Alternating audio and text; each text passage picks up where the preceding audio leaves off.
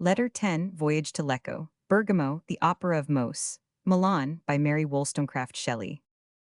For the sake of visiting scenes unknown to us, we arranged not to go by the steamer from Como to Milan, but hired one of the large boats of the place to take us to Lecco.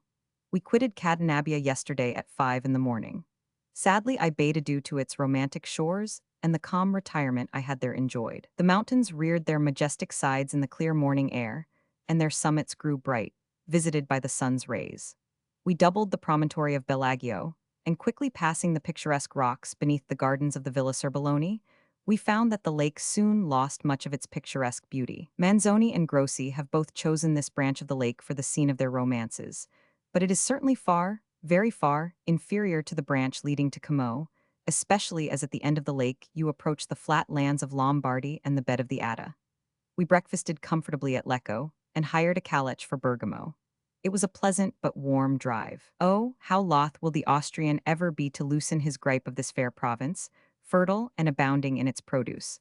Its hills adorned with many villages and sparkling with villas. These numerous country houses are the peculiarity and beauty of the region. As is the neighborhood of Florence, so are all these hills, which form steps between the Alps and the plains of Lombardy, rendered gay by numerous villas, each surrounded by its grounds planted with trees, among which the spires of the cypress rise in dark majesty. The fields were in their best dress, the grapes ripening in the sun, the Indian corn, the second crop of this land of plenty, full grown but not quite ripe. Variety of scene is so congenial that the first effect of changing the mountain-surrounded, solitary lake for the view of plain and village, and widespread landscape, raised my spirits to a very springtide of enjoyment. We were very merry as we drove along. There is a fair at Bergamo. It has lasted 3 weeks, and the great bustle is over. We had been told that the inns are bad.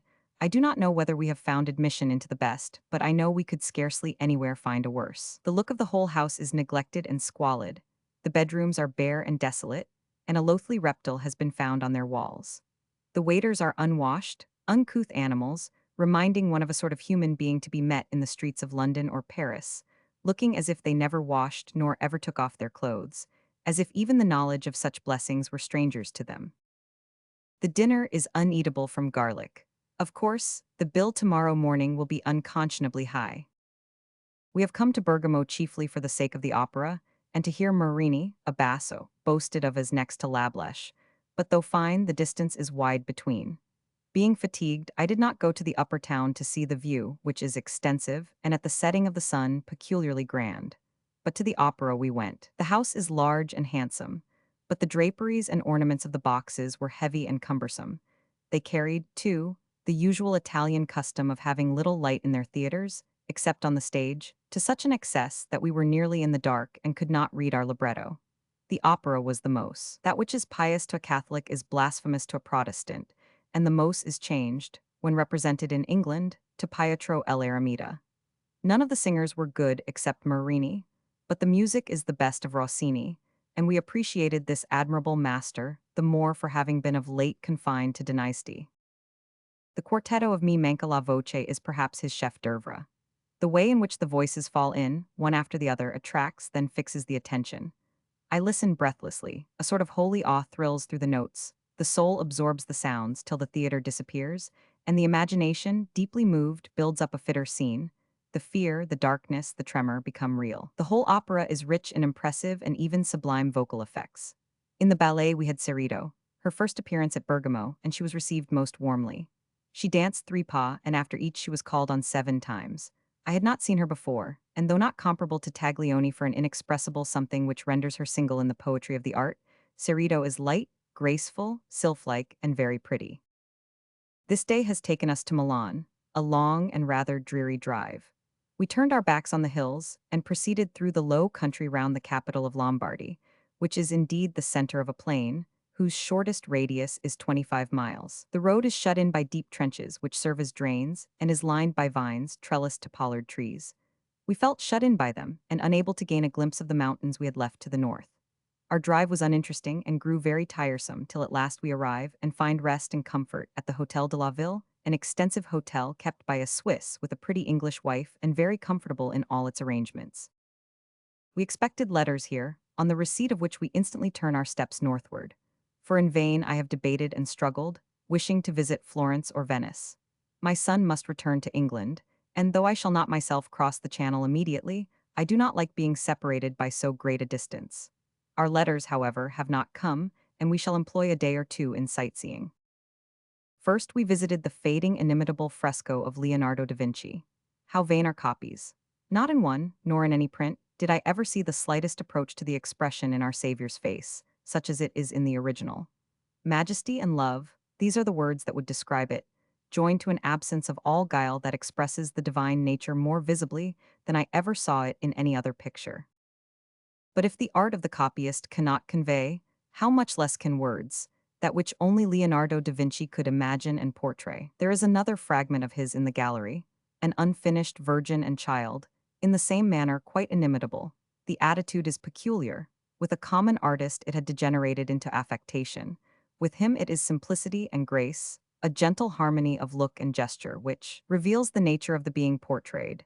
The chaste and fond mother, lovely in youth and innocence, thoughtful from mingled awe and love, with a touch of fear, springing from a presentiment of the tragical destiny of the divine infant, whose days of childhood she watched over and made glad.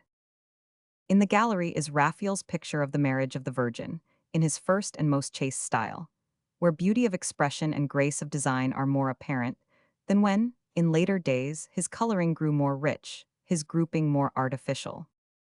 A catalogue of pictures is stupid enough, except that I naturally put down those that attract my attention, and I try in some degree to convey the impression they made, so as to induce you to sympathize in my feelings with regard to them. The galleries are rich in Luini's, ever a pleasing artist. The Ambrosian library we, of course, visited, but they keep things now rigidly under lock and key. For someone whose folly ought to have met with severe punishment had endeavored to purloin, and so mutilated, some of the relics of Petrarch. Among other lions, we went to a silk manufacture, where many looms were at work on rich silks and velvets. We saw here specimens of cloth of glass, which, hereafter, I should think, will be much used for hangings. It is dear now, as dear as silk, because the supply of the material is slight, but spun glass must, in itself, be much cheaper than silk. The fault of this cloth is, that it is apt to chip as it were, and get injured. It will, therefore, never serve any of the purposes of dress, but it is admirably fitted for curtains and hangings. What I saw was all bright yellow and white, resembling gold and silver tissue. Of course, the glass would take other colors. It would not fade as soon as silk, and would clean without losing its gloss or the texture being deteriorated. At the opera, they were giving the Templario. Unfortunately, as is well known, the theatre of La Scala serves, not only as the universal drawing room for all the society of Milan, but every sort of trading transaction, from horse dealing to stock jobbing, is carried on in the pit, so that brief and far between are the snatches of melody one can catch. Besides this, they have the uncomfortable habit of giving the ballet between the two acts of the opera.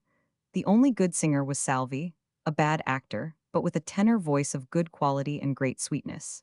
He had some agreeable airs in the first act, but that over, came a ballet d'action. In this theatre I had seen Othello acted in ballet, with such mastery of pantomime, that word seemed superfluous for the expression of passion or incident.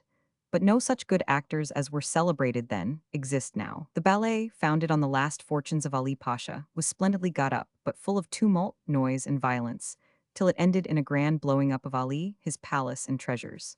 Amidst the din and dust, the audience mostly departed, and I went also, thoroughly fatigued. But there was another act of the opera, and on a subsequent night I stayed to hear it, though paying for the pleasure by a headache. Some of the best airs are in this, and the finale, an air of Salvi, is exquisitely tender and touching, and sung so sweetly by him that I would rather have heard it than any other part of the opera. On Sunday I went to the cathedral and heard Mass. There was a sermon, the text, the Good Samaritan, the gloss, love your neighbor, an admirable lesson. The preacher, however, had but this one idea, and it was curious, during his sermon of half an hour, to hear the various and abundant words in which he contrived to clothe it. To a passing stranger, the Duomo comprises so much of Milan. It is chiefly the outside, with its multitudinous and snow-white pinnacles, that arrests the attention and charms the eye. A moonlight hour passed in the Piazza del Duomo, now beneath the black shadow of the building, then emerging into the clear white light, and looking up to see the marble spires point glittering to the sky, is a pleasure never to be forgotten.